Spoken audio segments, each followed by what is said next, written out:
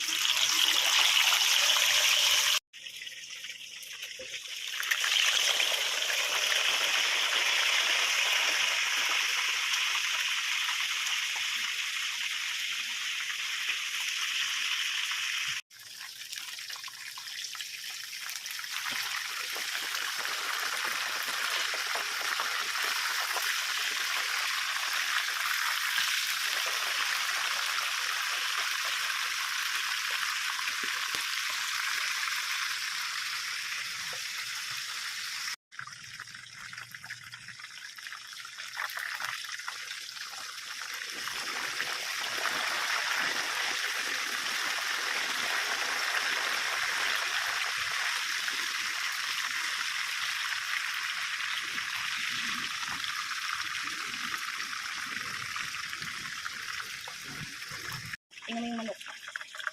Ayan. Dito.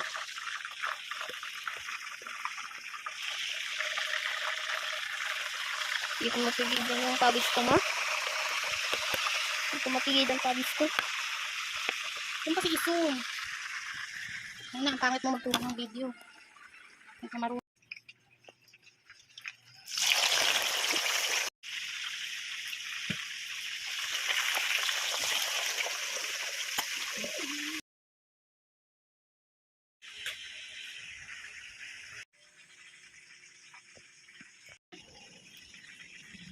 And ito yung aming lunch. Ayan. And may prito tayong manok. Niluluto